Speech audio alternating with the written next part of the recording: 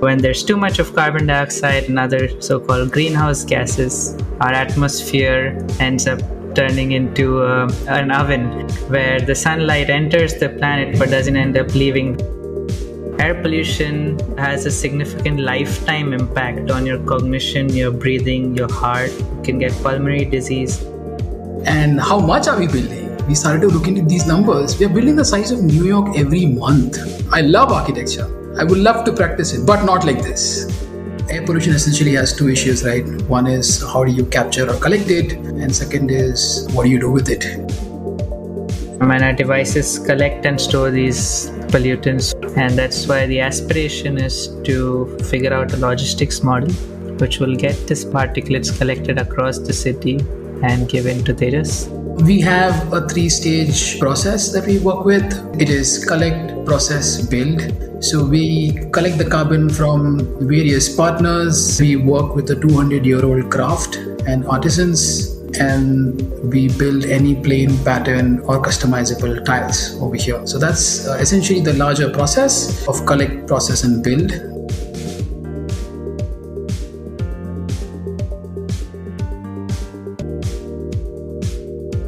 Welcome to Mindful Businesses, presented by Sarani, and I'm your host, Vidya Iyer. In our podcast, we bring to you brands that are mindful in their practices and processes. A mindful business adopts and employs sustainable social, economic, and environmental practices. With countries, the UN, and global organizations setting frameworks and targets to reduce carbon emissions, we cannot emphasize how important it is to work in cooperation and in partnership with adjacent businesses to achieve these goals. Today, we bring to you two energetic and mindful entrepreneurs who are doing just that. We have Angad Daryani of Praan, Clean Air for All, and Tejas Sidnal of Carboncraft Design, products made with upcycled carbon. Tejas joins us from Hubli, India, and Angad joins us from Mumbai, India. Welcome, Tejas and Angad.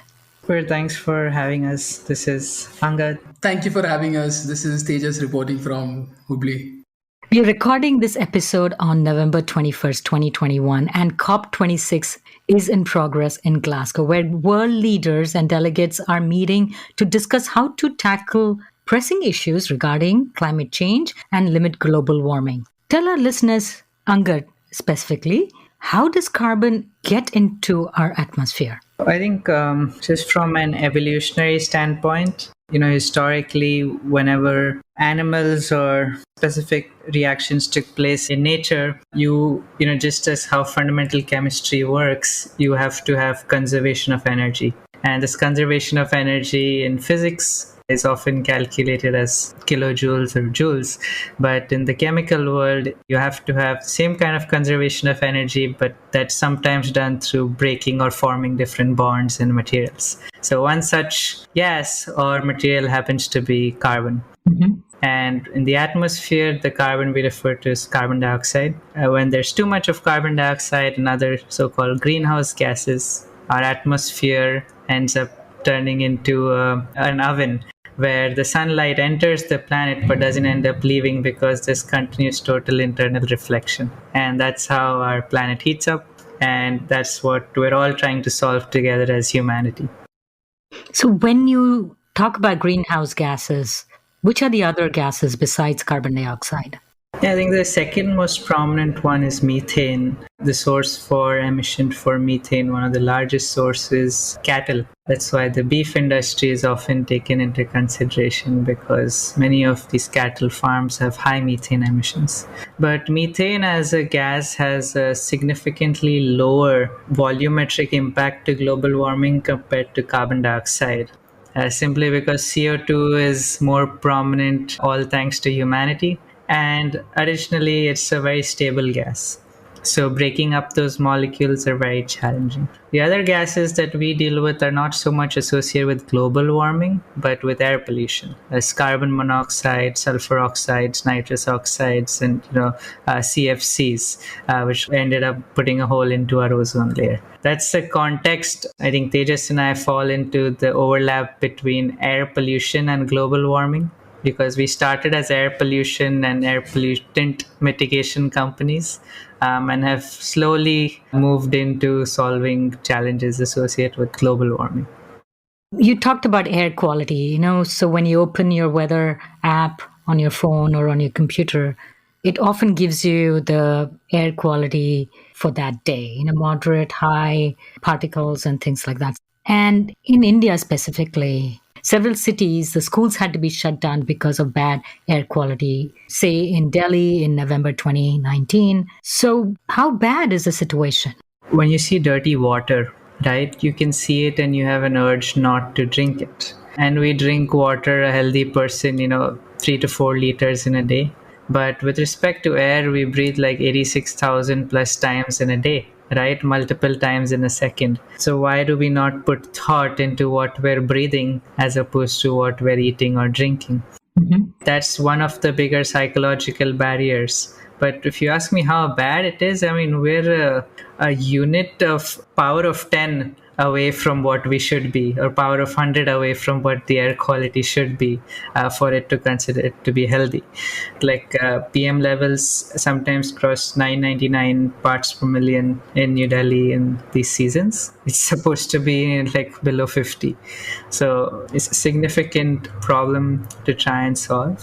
And the fundamental challenge, I think, is that we only give attention to it in winter season. But the reality is that throughout the year, we're already in really bad air quality standard. Mm-hmm. Because there's fundamentally infinite sources of pollutants as particulate matter, the challenge becomes even harder and harder to try and solve. So why in winter season specifically? Is it because the cold air just kind of traps it? No, I don't think. In fact, particles lose energy at lower temperatures. Just from, there's lower vibrations in solid matter when you have a lower energy level. In winter, there's a large number of rice husk and stubble which is burnt. Now, the challenge is that since Delhi is landlocked, a lot of the air or wind that's flowing from neighboring states like Haryana, Punjab, where large farms exist, is channeled towards New Delhi. And with India's economic growth, there's more spending on infrastructure. So there's massive infrastructure projects being taken up across the country, and that's leading to a higher amount of particulate matter being dispensed into the atmosphere. Mm-hmm. And of course, if you ask a wealthy person today who can afford a Tesla, would you buy a Mercedes or a Tesla? They'll buy a Mercedes in India. So there's a clear market adoption issue as well with renewable energy and electric vehicles. So all of that put together gives you all this grief in the winter season. Bombay also has similar problems. There was a landfill which self-combusted in 2016. I was actually in Bombay and I would wake up tired, as if I'd run a mile. I was there as well. That was in Devna, right? I lived in Chembur most of my life. I saw that happening as well. But frankly speaking, it didn't feel very different because Chembur has also the RCF and the other on the pollution. So it's also known for having pollution most of the time in that area. So Chembur is adjacent neighborhood to Deonar where the landfill was self-combusting, and RCF is the chemical fertilizer factory, which is also in the Chembur-Deonar area. Yes, and that's what makes it really unique in terms of an area which is locked between these pollutants. And that's where I lived most of my life. And I know what you mean. There was that time and we could feel it, but not so much different for us because I didn't feel the difference as much, but it was there. Yes, the levels of pollution really increased quite a bit at that time. There's a reason why Indian athletes often don't perform as well in soccer or other sports in the athletics, not because we don't have the infrastructure or people don't have the abilities. It's because naturally to exercise and match performance of foreign athletes, our lungs have to work 7 to 10 times harder because our air pollution is so much worse. And so if you're already exerting yourself that much to train and to get that desired output, you often reach saturation when you have to perform on the global scale. It's kind of shocking that when we think of pollution, we think of, oh, my skies are not blue, or, the birds are not doing well, but we don't realize that it damages your health, your everyday life, and even performance of athletes and your health in many, many different forms. Yeah, I mean, if you see even today, 9 out of the 10 people living in the urban areas are living in like polluted regions right now. A classic example that I usually see it as a visual is during the pandemic. In Mumbai, there was a video that was floated around that dolphins came back in Mumbai, and everyone was going crazy about it. Like, how did dolphins come back over here?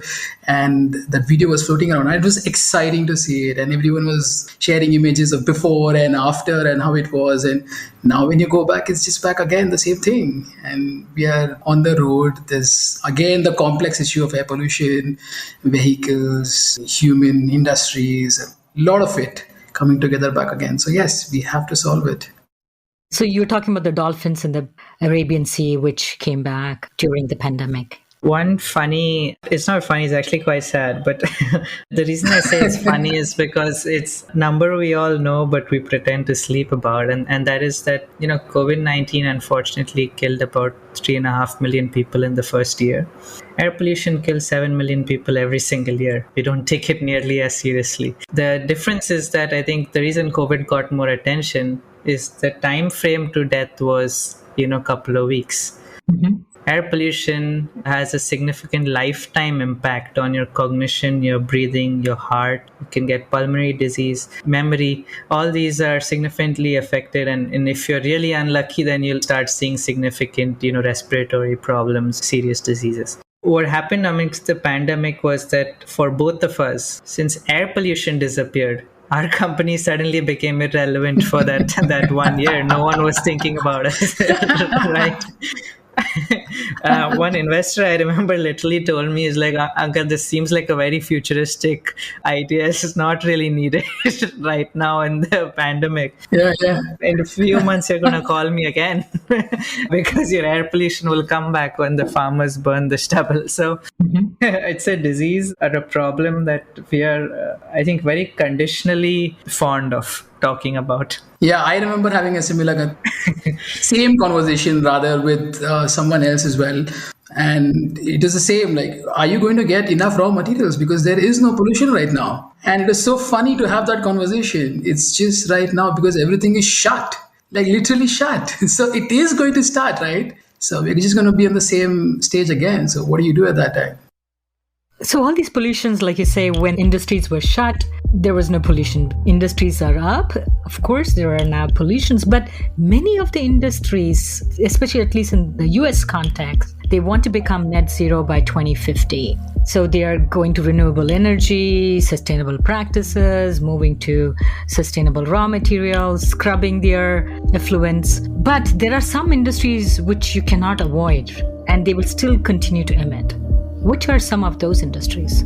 I think net zero should not be the right metric to hit. It's like, how much of my lifetime emission can I offset while being entirely net zero? That's when you will see a reversal. Because to get to net zero, you will have significant emissions. You have to change your entire energy source. You have to change your entire grid, all your vehicles, and set up systems to capture the carbon emissions already done.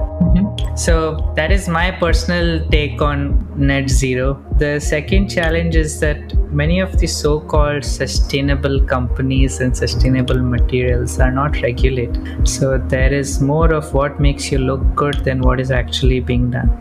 Right? I think Tejas and I have seen that we have mutual friends who claim to use air pollution but are actually picking up some other things and selling their product as made from air pollution. And they have exceptional branding, exceptional names associated with them because of that story that's being sold. I'm only 23 years old, right? So when I was growing up, I think for us it was always that the future's pretty bleak, because why are we working so hard in school when the rivers are polluted, animals are going extinct, XYZ. So for me, 30 years is more than my lifetime till date, to wait till people go to net zero. And so that's a very large number for me to take people seriously.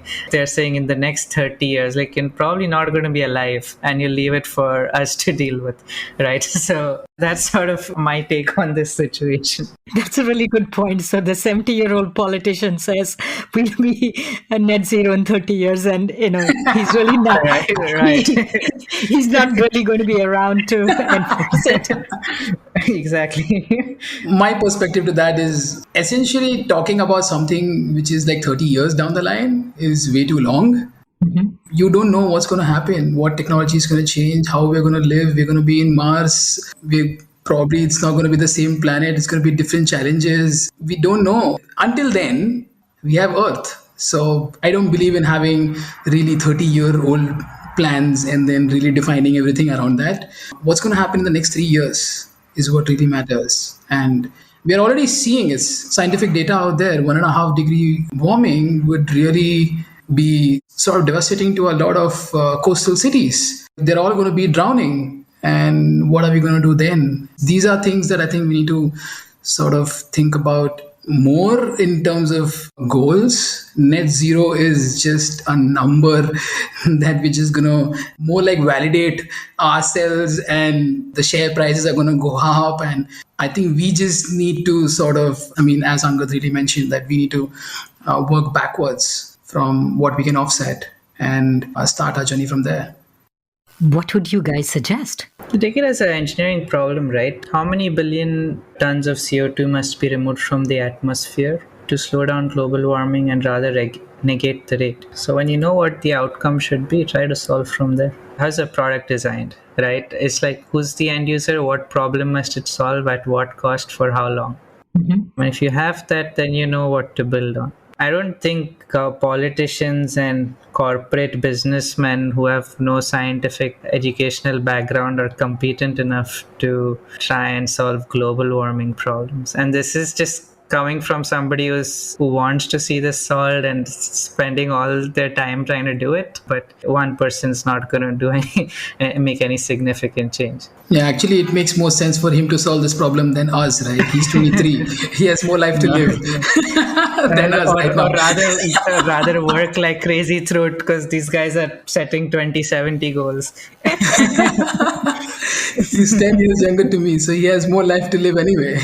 But yes, to the scale at which we are building right now, if I have to look at some solutions from my perspective as an architect, when we started to look at how do we build buildings and the way we are building right now, and how much are we building? We started to look into these numbers. We are building the size of New York every month. And this is in India? No, it's in the world right now. We are building the size of New York every month. That's crazy. Imagine 12 New Yorks are coming in every year. And that's the scale at which we are building right now. But who talks about materials? Who talks about how we are building? What are we using? So for me as an architect, it was really important, if I'm going to really practice and build more buildings, I am only a part of the problem.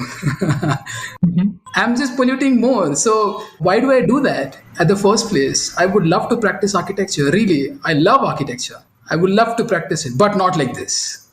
Like you say, what materials we use to construct is so important to achieve these goals of not releasing more carbon into the air. Now that you know how much carbon is going to be released every year, how will you solve it, Angad? So it's not just how much carbon is released every year, it's how much do we need to offset. Because the 1.5 degree rise in temperature, we probably won't be able to control that in the right time. But before it goes to 2 degrees and 2.5 degrees, where a plethora of trapped viruses and bacteria are going to be let back into the oceans and the air, and also cause cities like Mumbai to disappear. So it has to be an extreme multi-prong approach. And the reason I say extreme is because you have to hit stop and then you have to hit reset. you don't have to say, let's try doing things in parallel, because people don't like change. And if people don't like change, there's a psychological barrier to making transition happen. But when there's political will and when there is enforcement that this is the only way, that's when things may change. So from our side, of course, we're even in CO2 emission capture utilization, you have to pick one battle. If you pick all battles, you're not going to move anywhere. So Praan as a company is focused on direct air capture of CO2, and we started initially as a particulate company. That's why I said we started as air pollution mitigation technology, and then moved into CO2 capture as well. So we have to, one, control the CO2 which is being emitted to begin with today. That's what's called capture at source. We don't do that. Our friends at Carbon Clean and other companies do that, and they're now big, but even their big is like ultra nano size for what's being emitted right every day. Yeah. And then direct air capture companies, it's so hard from an engineering standpoint and a cost standpoint that it's sad that there's only 8 or 10 companies like us who are doing it this aggressively, that are funded and have like ultra rigid timelines. Like my team has to work Saturdays and Sundays to meet those timelines. It's absurd. And at the same time, then you have to store away the CO2 permanently for 1,000+ years. Because if you use it as dry ice or other means where it's going to get back into the atmosphere, you just spent a whole lot of money, a lot of energy, and a lot of carbon to capture some carbon which was thrown back into the. So that's where, we look to companies like that of Tejas, or, companies like Charm Industrial, who pack away the CO2 for thousands of years underground to try and make a change. Mm-hmm. And by the way, while this is happening, like, everyone should buy electric cars, or your energy source needs to move to solar, wind, geothermal, nuclear, and your grid needs to be changed. So there's a whole lot of work to be done. If for those who are greedy and financial outcome focused, which is majority of humanity, I think there's tremendous market opportunity no matter what you do, should you choose to work in climate. I must add that Praan means life in Hindi. Right, stream of life, yeah. Yes. How did you two meet? You're about 10 years apart, so you didn't overlap in school. No. I think I met Angad at a conference in 2016. Bangalore. Yeah, in Bangalore. Yeah. Under 25 summit. Yes, exactly. We were both doing different things at the time. Mm-hmm. As an architect, I was practicing at that time. I was building buildings and I was polluting. Guilty there. I was practicing at that time, and he was speaking about his earlier work at that time, and that's how I spoke to him. I wasn't into this at that time at all. 2016, so you were what? How old? I was 17, 18.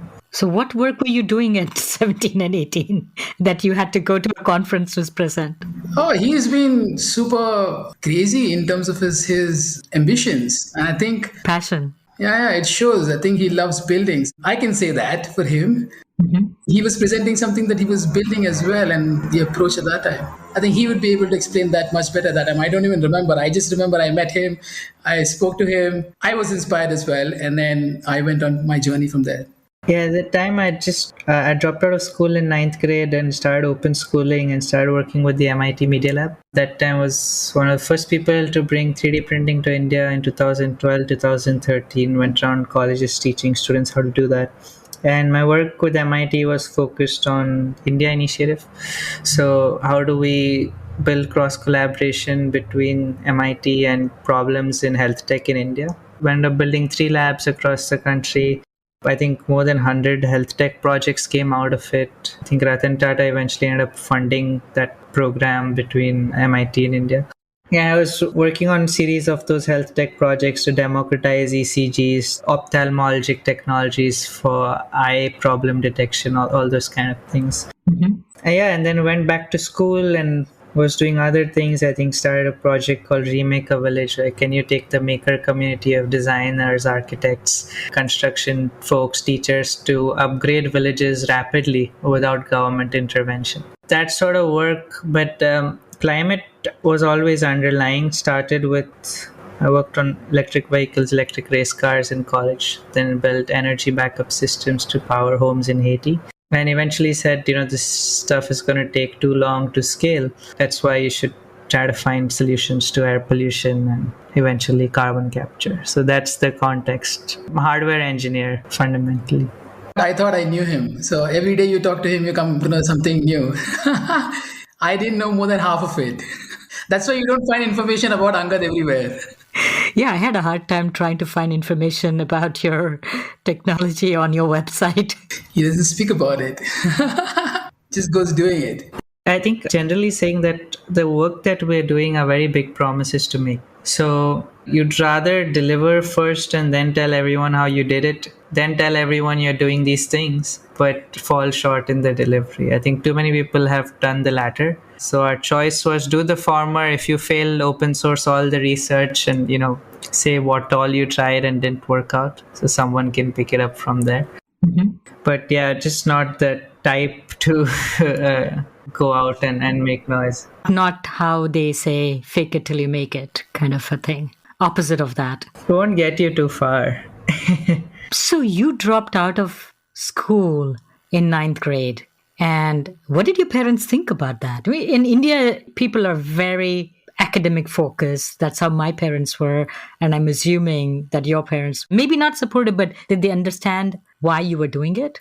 It would be a problem if I weren't doing well in school. I was doing well in school, but I was very frustrated. And they're not the kind of parents to pressure me for anything. So as far as you are, I think, like you mentioned, parents are academically oriented. My parents are learning oriented. So they don't care whether I learn it from one way or another. As far as I'm learning and growing and doing well, that's all that matters. I think I was always throughout school top 3 of the class. So when I said I want to quit school, it's more of a concern that did someone bully you or something rather than academic trouble. It took like 2 weeks or so, but of conversation with my tutors, I didn't really leave education. I left my school. I did 2 board exams. Normally you'd end up doing 1 if you're in school. And I took those 10th grade exams in my 9th grade. So I had a free year basically. And since I didn't have to go to school, I could learn and do homework at the same time. So I didn't have to go to tuitions or do homework. And that time was spent playing soccer or building things. That's so great. I wish I had that life. It was totally different for me. It wasn't the same at all. Like mediocre student land up anywhere with that. Parents were always about marks. They always cared whether you passed. How much marks did you get? Was it 80 or was it 95? Why not 96? That's how it was. Those things drove. But I think what really stuck is, as you said, that's the common string, which is what I would take is you don't stop education. You don't stop learning. What really matters is it's a formal education, which is what puts us into workplace oriented jobs that we are in. We are trained for that. We are not trained to solve problems. That's a problem. That's really a problem. So that was 2016. How did you guys reconnect? I think I dropped you a message on Instagram or you did, one of the two, right? I remember I did. I think you were in US at that time. I had seen he was working on the system back then. And there was one of the media posts, I think, that came out. I don't remember. Yeah, CNN. Yeah, I think I posted a picture. Yeah, I think, that was it. Correct. And I think that triggered, oh, great, he's working on air pollution as well. And we are working on air pollution as well. So like, let's connect now. And we had spoken just for like 5 minutes, not even 5 minutes in 2016. That's about it. Not even more than that. But just one message back again. And we both knew that I think you're still trying to solve. It's the same problem. And when you come back, please do let me know and we could sort of catch up. And I think I don't even remember if we met. When did we meet after that? I don't think we met until... We met in the pandemic when Tejas came to Mumbai for some work. And I think we went on a walk late in the night. That was 2 years after that though. Right. Yeah. I have a very slow turnaround time. He's very patient. When you know the vibe is good, when you know the chemistry is there, when you know that people are genuine to solve the problem, you connect. So What are you two doing together now? What is your solution? The aspiration or the designed solution is that Praan's Mark 1 systems capture the particulate matter. We don't sell one device, we sell a cluster. So in a city, you may have, thousands of such clusters purifying air in hyperlocal areas. And our devices collect and store these pollutants for 2 to 6 months based on where you install it, because the particle size is very small. So to make a large number of tiles, you will need a very large number of particulates.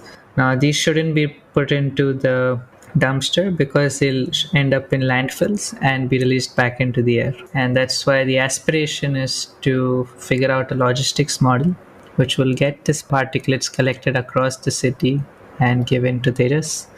And they'll do some exciting things with it, which he can throw more light on. Describe the device to me, the innovation. How big is it?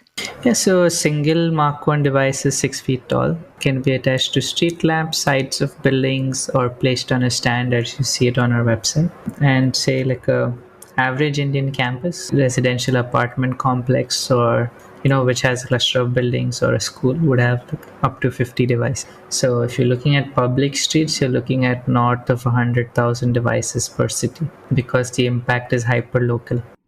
So those devices have to run in a manner that's carbon negative, because our energy comes from coal. So there was tremendous work required there. You have to have your raw material, which is stainless steel, has to be mined thoughtfully. And the companies that we work with are, although in India, are European companies which have to comply with the highest environmental norms if they want to be exporters from India. So they do part of or share part of my grief when it comes to ensuring our raw material is taken care of. Basically, what the device is doing is it's pulling in polluted air, separating the particulates, storing them, and releasing clean air back into the hyperlocal atmosphere. How is this device different than the scrubbers that they attach to, the flues of, say, a steel mill or a cement plant? Or how is it different? So I think those are quite large, firstly. Second, when you say scrubber, most of them have some element of liquid for separation, or they're electrostatic precipitators which generate ozone gas and electromagnetic noise. And these end up costing hundreds of thousands of dollars at the lowest. And you can't use such systems for ambient air. Ambient air is much, much harder than capturing from a pollutant source, because your wind speed, direction, dynamics keep changing in a city based on the architectural changes. And the rate at which pollutants are being introduced onto adjacent properties may be different, because the wind is flowing differently on those properties. So Praan has its own software which will determine, based on your real estate, what number of devices you need and how to place them, and what's the best case impact you can have. So we don't say we're 99.99% particulate removal because we don't sell rainbows. I'll tell you, hey, in best case 22, 23, 25%. But that's a large number from an annual basis. If I'm gifting you 60 days of clean air in a year, I think that's a significant, 2 months of your life every year is a big gift. Now that you've captured the particles, how do you give it to Tejas? Yeah, so each of our customer who buys a cluster gets a drum, and they have to empty this collection chamber into that drum, and they keep doing that till it's filled. So that's our internal plan for it. And because it would happen every 2 to 6 months, as we scale, we'll end up developing patterns of which customers and how frequently that gets filled, and you have it picked up. And by then, I think Tejas's company would scale, and probably faster than ours, and they'll need much more pollutants than we can even provide. So we'll be one of the sources for his pollutants. You talked about the energy that your devices need. What are you using? Are you using solar or some other renewable energy? Every single customer has an option to add a renewable, which is solar and lithium-ion battery pack add-on, because our devices are low energy and can run off these renewable sources. But let's assume they don't do that, which is what we're expecting in most cases, because people don't have the space or the inclination to spend an extra dollar. So we had to do a life cycle analysis and a operational analysis from a particulate and carbon emission standpoint. And through that, what came out is that even if it's run on coal power, we are net 54% negative in terms of particulate emission. I don't like that number. It needs to be 100%. But the thing that we want to make sure is we're doing more good than harm. And that's what we were able to confirm. So now the particulate matter has been transported to Tejas. What do you do with it, Tejas? So essentially, we have a three-stage process that we work with. It is collect, process, build. So we collect the carbon from various partners, as Angad mentioned, or factories directly as well, where the carbon is as a waste in a solid form. Then we send that to our facility in Karnataka, which is in Hubli right now, where we process the carbon. We standardize the carbon for a certain application over here. And then we send this from here to Morbi. Morbi is in Gujarat, west of India, essentially. So Morbi is also the second largest tile manufacturing hub in the world. This is where we work with the 200-year-old craft and artisans, and we build any plain pattern or customizable tiles over here. So that's essentially the larger process of collect, process, and build that we work with. So the way we will get it is also from the perspective of what Angad really outlined. Air pollution essentially has two issues, right? One is how do you capture or collect it? And second is what do you do with it once you've done with that? Because we started with a similar point of view that let's capture and build something with it. That's how we started with a brick. We try to see if we can make a brick, the most basic element which is used for construction, because we started with an audacious plan for ourselves. Like, can we build carbon negative buildings? And from that vision is when we started running backwards. What do you need? Imagine if you want to make an Indian curry anywhere in this world, you would need those spices and vegetables, right? The right kind of spices and vegetables. If you don't have those ingredients, you can't make that Indian curry. You won't get that taste. So how do you do that? So to make a carbon negative building, you need carbon negative products. And if you don't have those carbon negative products, believe me, you can't make a carbon negative building. So forget the net zero that you're talking about. There are very few carbon negative products out there right now. And we're talking about net zero buildings, and those are really out of the line assumptions that we want to do. So we went down and we do that. Okay, now we are architects, but we can't build with this. Let's build carbon negative products. Let's start with that. Basic brick. And when we started with brick, we thought that, okay, now how do you collect it? So we started to see if someone could give us the carbon, if we can work with that. But it was very expensive. This is 2016, 17 now. It's very expensive to take it because the capture cost was out of the line for people who were working in this. And there was too little carbon that came from the air as well. And all sorts of problems that we can hear. But we made a brick and then we realized, who will buy this? It goes into a wall in India. It's not like in Europe where it's exposed and you can name it and frame it and talk about it and color and everything and texture. In India, it goes inside a wall and there is a paint on top of that. It's not even seen. And you get this red bricks for 4 cents. That's how much you get this for over here. Who will pay for it? No one. So we went from that. We spent about a year. How much would your brick have cost? We didn't even go to calculate that because we didn't do it at scale. We were just trying to evaluate, and we were so excited that we want to make a brick, the basic element. And then we realized that this won't sell. So the first point that we learned over here was you need a design element. So what will people really pay for? People will pay for design. That's what we learned first over here. They don't mind paying for design, but something that goes into a wall, which is again plastered out and not seen, I'm not going to pay for that. That was very clear as value proposition that we got. So it needs design. That's the first thing that we learned. And we took a year and a half to learn that. In the next year, we still thought we could capture and make it. So we thought, what would people pay for? So we then thought that let's build a facade. So a facade is like an external skin to a building. Imagine a skin which is covering the entire building, which is also capturing the air pollutants, but also made out of that. So we went on to make that, but we are no engineers. Anga's really talking about it from a very engineering perspective.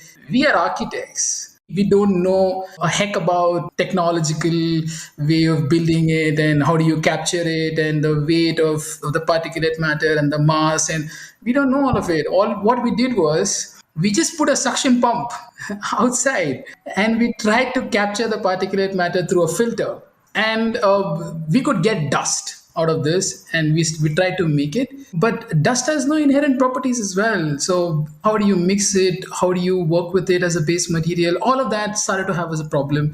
We started with that, and then we realized that how many people really want this now? It is not a need based product again. How many people will put this as a feature outside? Not many. So it's not scalable. So the point number two that we learned over here was it's not commercially scalable. So that's when we moved into a third. This is now in 2019 when we really realized this by the end of 2019. So end of 2018. So 2019 early, we decided that, okay, let's choose one problem. You can't fight all the battles. Either you can capture it or you can utilize it. So we took like 3 years to learn this. 3 years to just get to this point. In the meantime, were you practicing and doing this on the side, or was this your full time? This is still on the side. While polluting on the other side. Yes, I'm really sorry, but this is the hard reality. This is what it is. As Angad said, I'm trying to believe to say that I'm going to do more good than bad eventually. And it's a constant endeavor to be able to be in this journey. It's not this or that. You can't choose this or that here. I mean, if I was born in a very rich ass family, probably I would have done that. I could have done that. But no, we don't have the privilege or the luxury, I would say, to do one. We're trying really hard to take the leap of faith and go on the other side. Once we raise funds, probably we'll be able to do that. But yeah, that's the journey. You still are an architect. Yes, I am still an architect. I'm still designing buildings. But in every building that we do, we are trying to push for these strategies, may it be from the space planning perspective, may it be from the material perspective. Mm-hmm. This helps us learn about new materials in the market. This helps us learn about the construction technologies and how we can bring changes within the systems, because at the end of the day, we are building products for architects, right? For the building. And the vision is to make carbon negative buildings. So we can't be completely off of that because it's a long shot. Probably in 10 years, we will want to build a carbon negative building with all the products made out of carbon negative products, largely. So yes, I'm still practicing as an architect while I'm doing this. Guilty as charged. Don't worry, I'll make him quit his job soon. He want to raise some money, we'll raise it. He has to tell me when he's ready. It's enough of these building drawings. He has to do this full time. You have to take the leap of faith and say this is going to happen. And I do think this is about time that, Tejas, that you will be able to do it. For instance, you went to Amsterdam. Tell us about that. How did you end up in Amsterdam? What contest was that? It was last year, I think, we applied for this What Design Can Do competition. It's a no-waste design challenge. It's a global competition that we were a part of.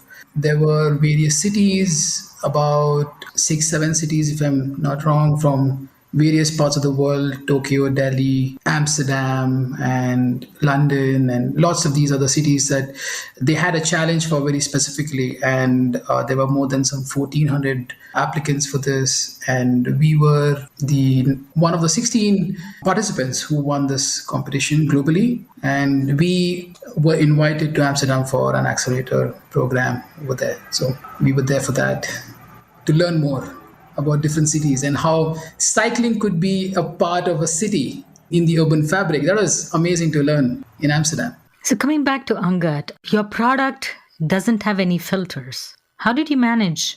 Without going into too many specifics of the tech, because that's where a lot of our intellectual property is for the device. A filter is great because it has very high capture efficiency. It's almost like, think of it as a tennis court, but with a massive net where no ball can get through, or very few, like super tiny crazy balls will get through, but most tennis balls and basketballs won't. Right? That's what a filter does. How do you emulate that in the real world without a physical barrier? Mm-hmm. The reason to do that, if you're looking at outdoor spaces, the volume of air you must purify is order of magnitude or 2 orders of magnitude higher than what you do at home per device. So, and to be able to do it with filters is definitely possible, but it's not viable because the cost is extremely high, and that's going to be paid by taxpayer or end users. And these filters land up in landfills. And if you look at a true HEPA filter, not most of the junk that's sold on the market for low cost, but true HEPA is very expensive. Single home true HEPA purifier filter alone can cost you about 8 to 10,000 rupees, like $120 per filter. What we ended up doing is we ended up becoming the first company which is able to visually capture and see the pollutants. The only challenge is that we don't collect enough of it in clean areas like my house to be able to, in a short time frame, generate a lot of raw material. From a technology perspective, what we had to innovate on was, if you're running a fan constantly to draw in polluted air, one, the suction volume has to be very high, but the energy consumption has to be extremely low. So we took learnings from electric vehicles, from new startups operating in the consumer electronics space to use certain kinds of motors and energy systems. Then to separate it out, we tried to use as much of nature as possible. So we use gravity to a large extent within our devices to allow particulates to settle in the collection chamber. And then we do what we call quantum capture, which separates these particles from the ambient air and drops them into this collection chamber. That's as far as I'm allowed to talk about it in detail, but it's a 3-step process in very layman terms, but it ends up being extremely complicated because the particulate size is very small. The wind dynamics keep changing. And like I mentioned, depends on where you place it and what the pollution levels there are. It's very nuanced. A lot of magic happens inside the device. So, how much does this device cost? We actually don't sell it. What we do is we lease it to low-income schools, to real estate companies, to industries, so that the cost of breathing clean air per person per day is less than 1 rupee. That's 1.3 cents. That's where, if you see our mission and tagline, it's clean air for all. This is for all. It's not a molecule or a Dyson, which are beautiful products, but top 1% can afford it. Tejas, talk about the products that you are making with Angad's capture. Essentially, what we do is that we have about 18 plus in-house patterns. So we have various sizes starting from 200 mm by 200 mm, 250 by 250, 300 by 300, and going up to 600 by 1200 mm. That's like really a big size. And the patterns are available only in small sizes, 200 mm by 200 mm, because it's like the small tile. If you have seen these old buildings, old historic buildings, which have these marble chips, like texture of the old with colored sort of these tiles, smaller tiles. Is it the terrazzo? Yes, it's a terrazzo tile. You would have seen this in old buildings all around the globe when the way it was made basically earlier. It's the same look and feel, so that you go back, it's classic. We do only black and white. We don't do any color at the moment. No chemicals added from that perspective as well. And we like to keep it bold, black and white, and various sizes that you can get with that at the moment. So what holds the carbon? We use various sort of materials. Majorly the materials are marble chips, marble powder, the carbon that's there, and other proprietary materials. Do you use cement? Yes, to an extent we use cement as well. But it's way, way lower. At the end of the day, when you see the material palette, one needs to sort of look at it from the perspective of the carbon footprint of the material. It's like comparing the material apple to apple. If I compare our material along with the raw materials that are used and the manufacturing energy that goes into it, what would be the carbon footprint of the carbon tile versus the vitrified tile? You always compare it against one and the other. We are 1/5 in terms of the carbon footprint already. On the other hand, what we're also doing is we are working with industrial byproducts. That's an R&D, constant R&D that we are doing so that we replace even the part of cement that we're using with the industrial byproducts. We've been fairly successful. I wouldn't claim that yet. We've been fairly successful even with that. But scalability with this kind of a raw material becomes an issue because we are looking at it from the global perspective. What I do here in India should be replicated in London tomorrow.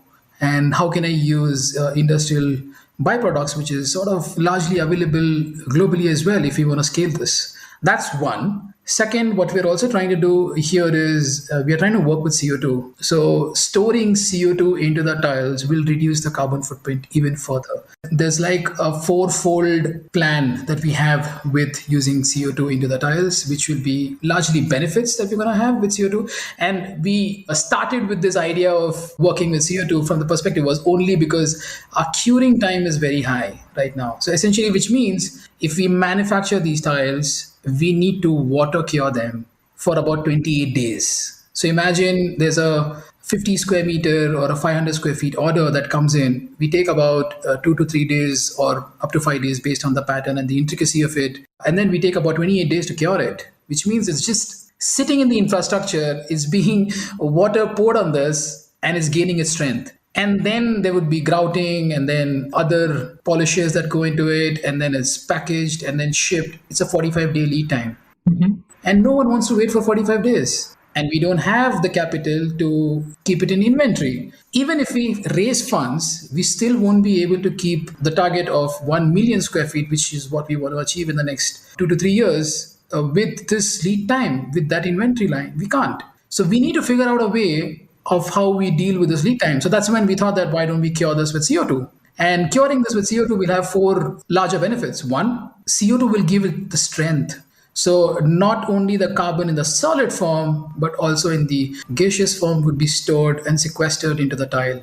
2, the carbon footprint of the tile would be further reduced from what it is. And hopefully we are able to store so much more carbon into the tile that it becomes a carbon negative tile. 3, the curing time reduces. This is the major. Curing time reduces from 28 days to 8 hours. That's an exponential growth for us right away over here. So imagine how we can sort of scale the system right away.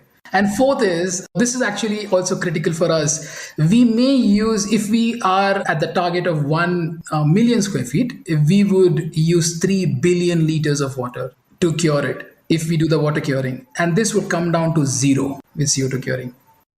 So you're saying if you took Angad's raw material, that's the change that will happen? Yes. So Angad has essentially, as he spoke earlier, he's essentially doing both. As we spoke about from the start, we started from air pollution as the issue, which is the particulate matter, and then moved into CO2 as well. Mm-hmm.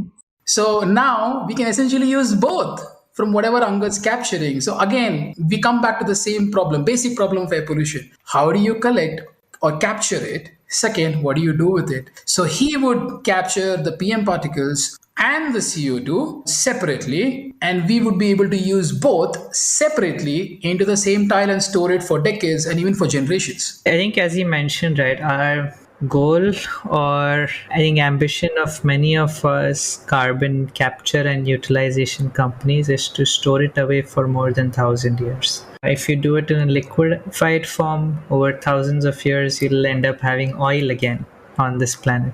Mm-hmm. So we don't want to leave or get future generations to go back to this stage. And so the preference is to not go that route and is to store it away permanently in materials. So if you use it in building materials, you have at least 100 years. And then there are additional ways where you can really put it underground for thousands of years by compressing it, liquefying it, and making it inaccessible for immediate use. How much would this tile cost? At the moment, one tile costs about $2, and we are looking to scale our production unit once we raise funding. With that, we would be able to come down to $1 per tile. How much funding would you need to trigger you to leave your job and do this full time? So many people have asked me this question, and I always end up saying as much funding as we can get at the initial stages. And I think that answer would stay sort of constant for most of the startups. But we need about $1 million at the moment to scale our production to 1 million square feet. And with that, we would be able to create an impact with 3 billion liters of air that we would be able to prevent, and also the social inclusivity that the artisans will be able to work with. So we'll be able to sort of add 100 artisans into our team with this. So, are there any toxic chemicals which remain in the final product that are captured? And we also have ROHS certification. So ROHS is restriction of hazardous substances. So we've cleared that certification as well, which means that this is one of the most stringent certifications for us to export to Europe as well. We can do that if we have an enough sizable order. Why is Europe so ahead of, say, US or India is making great strides, but Europe is so much more ahead in this front? Why is that? And I understand like the government implements policies. And from what I know, EPA regulations in many countries are probably just as stringent, but there is no public acceptance. What is different about the people in those countries? If you have to carry 50 bricks versus if you have to carry 1300 bricks, the rate at which you can make progress is going to be different. So if you have a country with a population of 50 million and you have a country with a population of 1.3 billion, the rate of change is different. That being said, and at the same time, most of these countries were those that ruled. We were a country that was ruled. So we were significantly resource depleted and are not even 100 years old as a country, right, with respect to independence. So given that time frame, we've made astronomical progress. What needs to change aggressively, and I have no doubt whether it is central government or certain state governments in this country, they acknowledge that this problem exists and there is an intention or a underlying belief that this must be changed. So what causes people to move in a direction is you either personalize the problem for them or you motivate those people in manners which they are motivated, politically or financially. By no means am I saying bribery, but to make, I think people in power care about how they look more than the work they're doing, and they want to remain in power. So if you can make them look good while trying to make drastic change, you are going to make progress happen. So if you don't have to worry about vaccinating 1 billion people and spend money on that, you have tremendous amount of resources left to plant trees and go carbon negative and whatnot, like European cities do. But I think at the end of the day, we are all looking at population as a larger, unique situation, right? We are in. While I was in Amsterdam, I can share this. There was a company where they made bricks out of the polluted soil that was there. And they used heat to sort of get rid of all the chemicals from the soil. And then they made bricks out of this. I asked, what price can you sell this at? Because we were there, right, about 4 years ago. And we shared our experience and why one can't do this. And I was surprised. I was really surprised. The price of the brick ranges from $0.17 to $250 per brick. $2.50 or $250? $0.17 to $250. I repeat, $250 per brick. It's crazy. You'll have to put the name and, like frame it or something at that price. You can't build a building with that. Yeah. It's definitely a Supreme brick. They printed Supreme on the brick and they sold it. It is literally stamped on each of those bricks and it's put out on the wall, on the exterior wall, and that's how they sell it. And it's crazy for me to think because, so what's the scale factor here? How are you going to scale this? Because in India, you get this for 4 cents. And no one's going to buy it for more than that. Even if you sell them this with gold, no one will buy it. It's too expensive. And that's the change I'm talking about. Like the market is really mature over there.